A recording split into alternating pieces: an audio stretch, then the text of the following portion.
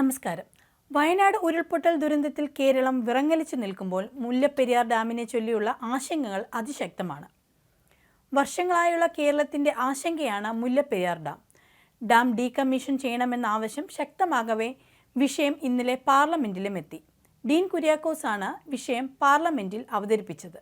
സമൂഹ മാധ്യമങ്ങളിൽ ചർച്ചയായതോടെയാണ് ഡീൻ വിഷയം പാർലമെന്റിൽ ഉയർത്തിയത്. ഡാമിന് ബലക്ഷയമുണ്ടെന്നുള്ള പ്രചരണം ശക്തി പ്രാപിച്ചതോടെയാണ് വിശദീകരണവുമായി ജില്ലാ ഭരണകൂടം രംഗത്തെത്തിയത്. മുല്ലപ്പെരിയാർ ഡാമിന് ബലക്ഷയമുണ്ടെന്ന് കാട്ടി സമൂഹ മാധ്യമങ്ങളിൽ ഇതിൻ്റെ ഗൂഗിൾ എർത്ത് ചിത്രങ്ങളും പ്രചരിച്ചിരുന്നു. പ്രമുഖർ ഉൾപ്പെടെ ഈ ചിത്രം പങ്കുവച്ചതോടെയാണ് ഡാം വലിയ ദുരന്തം വിതയ്ക്കാൻ ഒരുങ്ങുകയാണെന്ന രീതിയിൽ ചർച്ചകളുണ്ടായത്.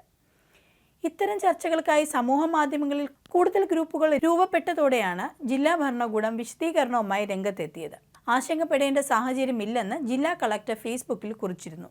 ഡാമിലെ ജലനിരപ്പ് നിലവിൽ 131.70 അടിയാണ്. 136 അടിയിലെത്തിയാലേ സ്പിൽവേ ഷട്ടറുകളുടെ ലെവലിൽ വെള്ളമെത്തും. 142 അടിയാണ് അനുവദനീയമായ സംഭരണശേഷി. മഴ കനത്ത സാഹചര്യത്തിൽ സുപ്രീം കോടതി നിയോഗിച്ച ഉപസമിതി ഡാമിൽ പരിശോധന നടത്തിയിരുന്നു. മുല്ലപ്പെരിയാറിൽ പുതിയ അണക്കെട്ട് നിർമ്മിക്കാനുള്ള കേരളത്തിന്റെ നീക്കത്തെ തമിഴ്നാട് സർക്കാർ എതിർക്കുകയാണെങ്കിലും കേരളം ആവശ്യത്തിൽ ഉറച്ചു നിൽക്കുകയാണ്. അതിനിടെ പുതിയ ഡാം നിർമ്മിക്കുന്നതുമായി ബന്ധപ്പെട്ട് വിശദ പ്രോജക്ട് റിപ്പോർട്ടിന്റെ കരട് തയ്യാറാക്കി. സൂക്ഷ്മമായ പരിശോധനകൾക്ക് ശേഷം ഈ മാസം അവസാനത്തോടെ അന്തിമ DPR തയ്യാറാവും.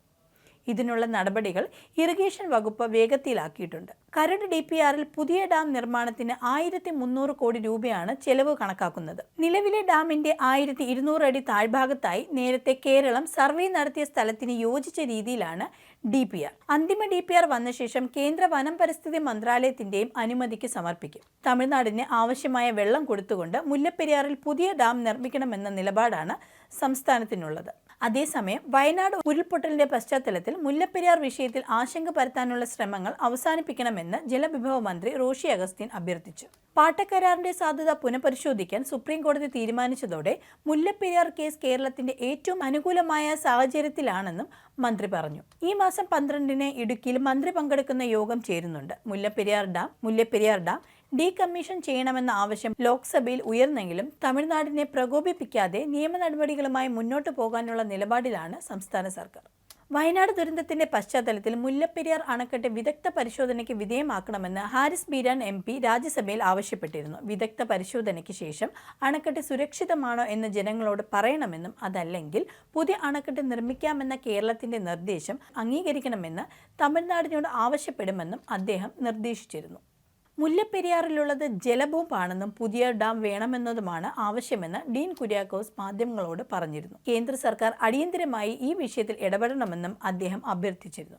130 വർഷം പഴക്കമുള്ള ഡാമാണിത്. പിന്നെ എങ്ങനെ അതിൻ്റെ സുരക്ഷ സംബന്ധിച്ച് കുഴപ്പമില്ലെന്ന് പറയാൻ കഴിയുമെന്നും അദ്ദേഹം ചോദിച്ചു.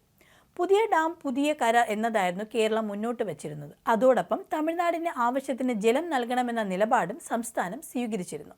പതിറ്റാണ്ടുകളായി കേരളത്തിന്റെ നെഞ്ചിലെ പേടി സ്വപ്നമാണ് 130 വർഷം പഴക്കമുള്ള മുല്ലപ്പെരിയാർ ഡാം. വയനാട്ടിലെ വൻ ദുരന്തം കണ്ട മലയാളി മുല്ലപ്പെരിയാറിന്റെ ബലക്ഷയത്തെക്കുറിച്ച് ഉള്ളതും ഇല്ലാത്തതുമായ പ്രചരണങ്ങൾ സമൂഹ മാധ്യമങ്ങളിൽ വ്യാപകമാക്കി. ഡാമിന്റെ താഴ്വാരത്തുള്ളവരുടെ ആശങ്ക പരിഗണിച്ചാണ് നിലവിലെ സാഹചര്യവും ജലനിരപ്പ് ഉയരുമ്പോഴുള്ള മുന്നൊരുക്കവും ചർച്ച ചെയ്യാൻ 12-ന് മന്ത്രി ഇടുക്കി കളക്ടറേറ്റിൽ യോഗം വിളിച്ചത്.